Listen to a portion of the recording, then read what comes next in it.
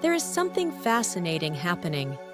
It turns out that what ancient yogis knew by pure intuition thousands of years ago, well, modern science is only now starting to prove it. Let's dive right into how this millennial practice is literally revealing its secrets at a biological level. And we're not just talking about changing bodies, but about something much deeper, reprogramming our brains. Let's be honest, when we think of yoga, what comes to mind? For many, it's just physical postures, right? Something you do in a gym to stretch. But what if all of that were just the tip of the iceberg? Because the true power of yoga, its real magic, may have nothing to do with the flexibility of the body, but with the flexibility of the mind.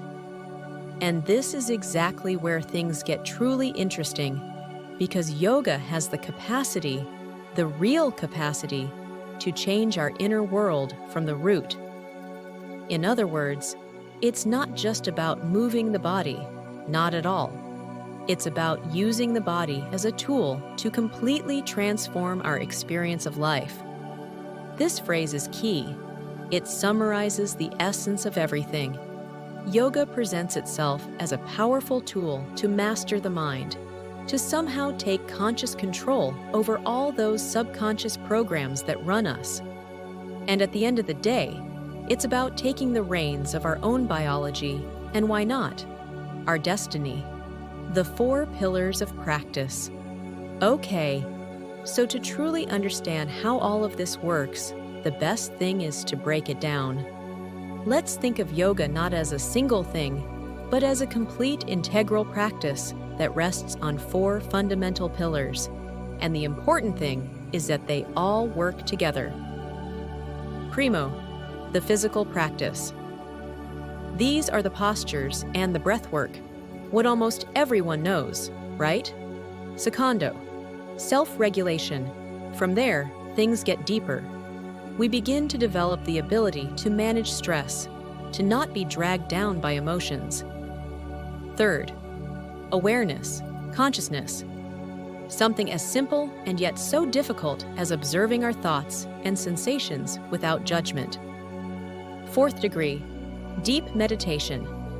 Finally, if we follow this path, all of this can lead us to much deeper states of meditation, connecting with the original purpose of this ancient practice. Hard data, yoga's impact on depression. Of course, people who already practice and feel the benefits don't need any proof. They live it, and that's it. But for many others, for the skeptical world, having hard scientific data is essential. And the good news is that science is finally catching up with what people have been reporting for years. Well, let's look at a concrete example to make it clear. A study was conducted to numerically measure the impact of yoga on people with depression and anxiety. The setup was simple.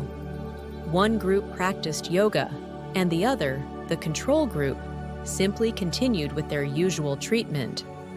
And the result? Well, the most important finding was this number.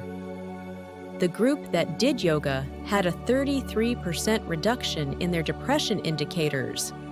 A 33% figure is truly attention-grabbing. And note, the most important thing here is that this difference was not a coincidence. It wasn't luck. It was what scientists call statistically significant. This means that the reduction in depression in the yoga group was much, much greater than in the control group. It is a very, very clear proof that yoga had a direct impact. But the story doesn't end there. The study also found that anxiety and general discomfort dropped significantly. And this is what I find fascinating. Participants reported feeling more resilient, meaning they coped better with stress.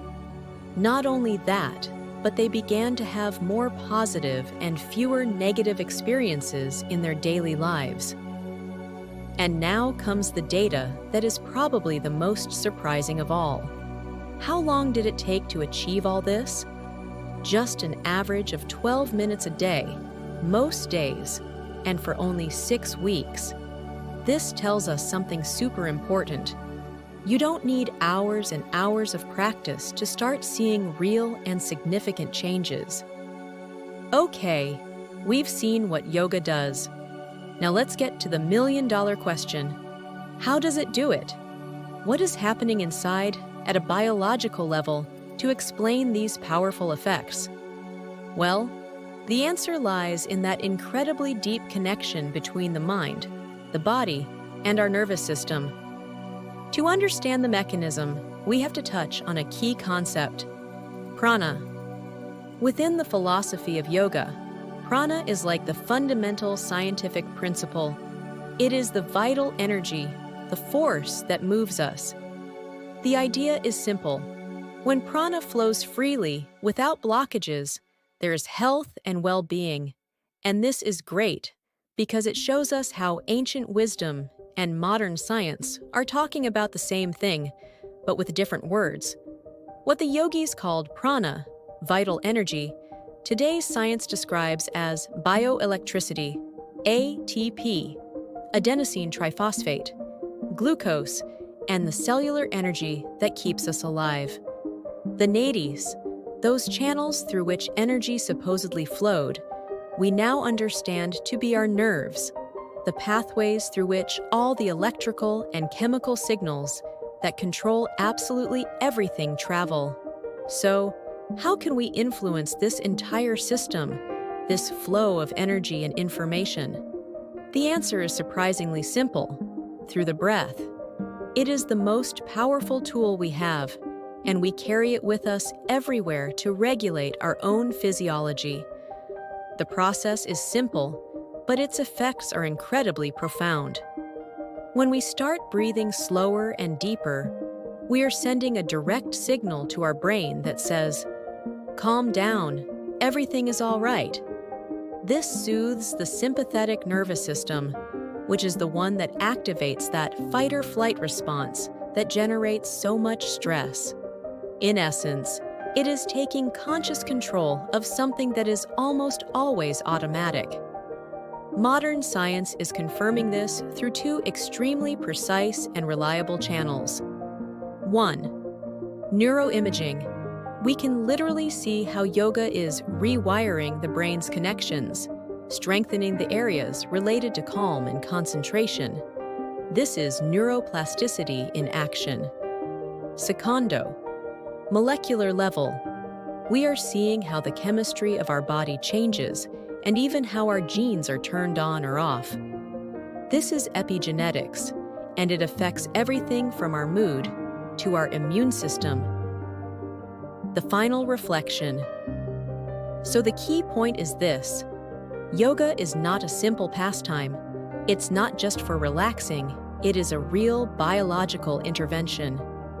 We are talking about literally changing the activity of our neurons, the function of our cells, and even the way our genes are expressed. This translates, for example, into a better immune response and less inflammation in the body. Ultimately, what is happening is that modern science is giving us a new language to describe truths that yoga has known for millennia. It is giving us a framework, a structure that allows us to understand its incredible transformative power from a perspective that is more familiar to us today. Now, while healing and feeling good are spectacular benefits, it is important to remember that they are not the ultimate goal of the practice. The true essence of yoga, its deepest purpose, has always been self-knowledge, to truly know who we are. So science is acting as a kind of bridge. It is validating the practice for a more modern, perhaps more skeptical audience. It gives it a language we can understand, and above all, gives people a reason to dare to start exploring.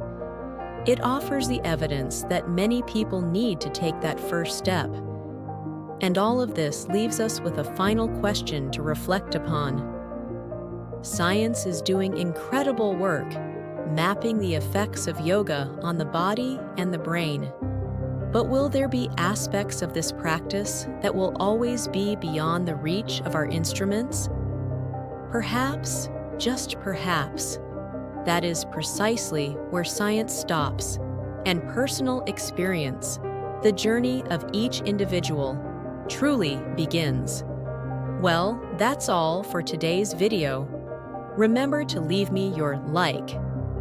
I hope this information about yoga encourages you to start practicing it if you haven't already, and if you already do, that you appreciate it even more with a new perspective.